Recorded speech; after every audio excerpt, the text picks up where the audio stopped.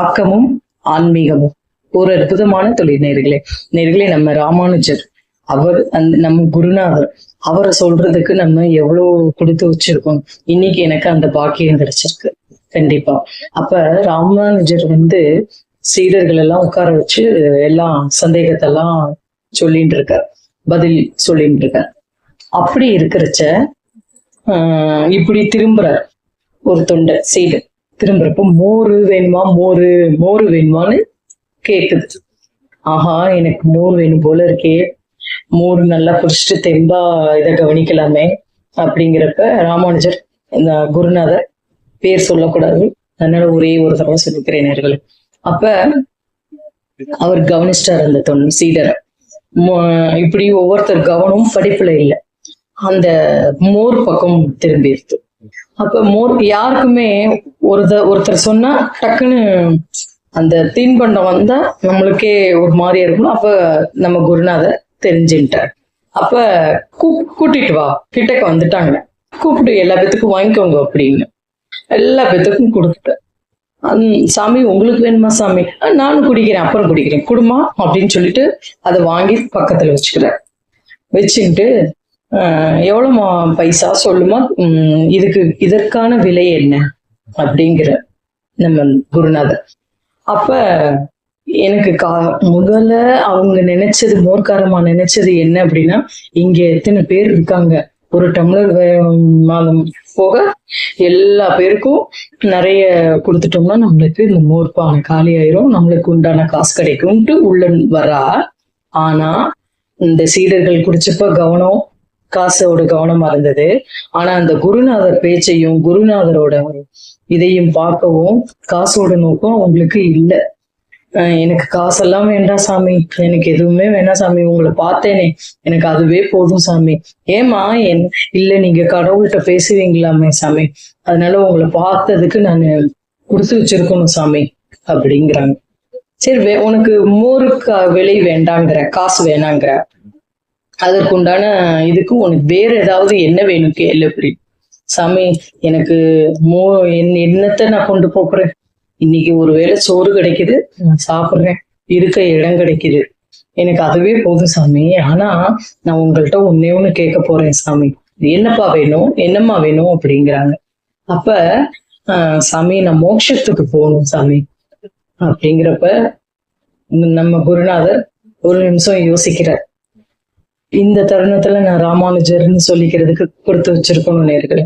அந்த அடியேன் ராமானுஜதாசன் சொல்றதுக்கு நம்ம கொடுத்து வச்சுக்கிறதுக்கு இந்த கதை மூலமா தெரிஞ்சுக்கிறேன் நேர்களே. அப்ப அவரோட கண்களே கலங்க வச்சிட்டாருன்னா அந்த மோர்க்காரமானா பாருங்களேன். ஏன் இப்பயே மோட்சம் இல்ல சாமி, எனக்கு எல்லாம் போதும் சாமி, நம்ம மோட்சத்துக்கு போனா போதும் சாமி. அதனாலதான் நம்மளோட வார்த்தைகள் பலிக்கும். கண்டிப்பாக எந்த ஒரு வார்த்தையும் நம்ம சொல்றப்ப பதம் பார்த்து பேசணும், இடம் பார்த்து பேசணுங்கிறது உண்மை நேர்களே கண்டிப்பா. அப்ப சொல்றப்ப சரி அப்படியே ஆகட்டும், நீங்க அப்படிலாம் எனக்கு வாக்குலாம் இதுல எழுத்து மூலமா இருக்கணும் அப்படிங்கிறாங்க. எவ்வளவு ஒரு விளையாடல் பாருங்களேன் சித்து. அப்ப எழுதுறாங்க இந்த மாதிரி மோர்க்காரம்மா மோட்சத்துக்கு போகணும் பெருமாளே அப்படின்னு சொல்லி இப்படி எழுதுறாங்க. அந்த அம்மா சொல்லுது, மேல உங்க பேரை போடுங்க சாமி அப்படிங்க. அப்ப ராமானுஜர் அப்பதான் அந்த எழுத்து வருது. இப்ப நம்ம எல்லா பேரும் ஒவ்வொருத்தரை நம்ம பாக்குறப்ப அடியேன் ராமானுஜதாசன் அடியேன் அப்படிங்கிறாலே எது மூலமா வந்திருக்குன்னா இது மூலமா வந்திருக்கு கண்டிப்பா.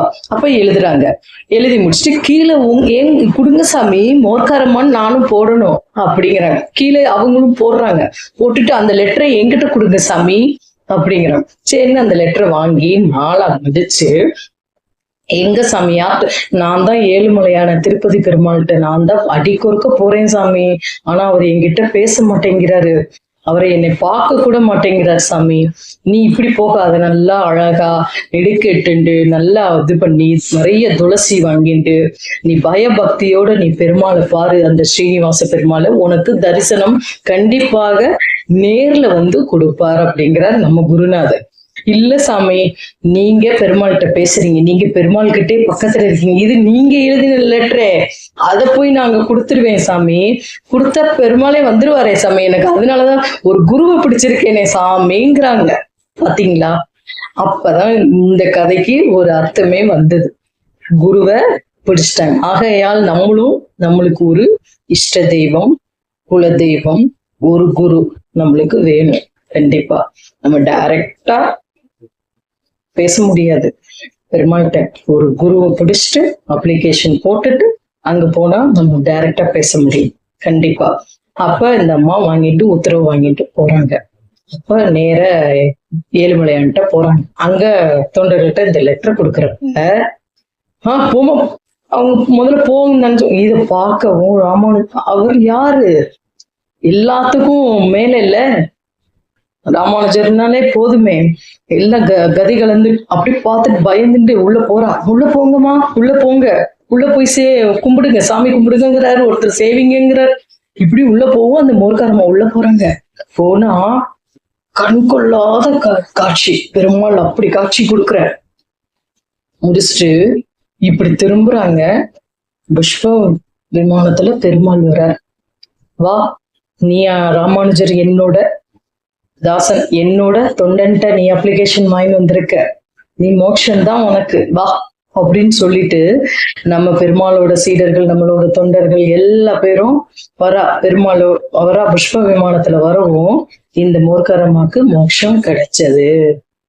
பொன் வேண்டாம், பொருள் வேண்டாம், எதுவும் வேண்டாம், எனக்கு மோட்சம் வேணும் அப்படின்னு குருநாதர்கிட்ட கேட்டு அப்ளிகேஷன் போட்டு அது. ஆகையால் பாருங்களேன் நேர்களே, சில பேர் பெருமாள்கிட்ட உத்தரவு கேட்பா.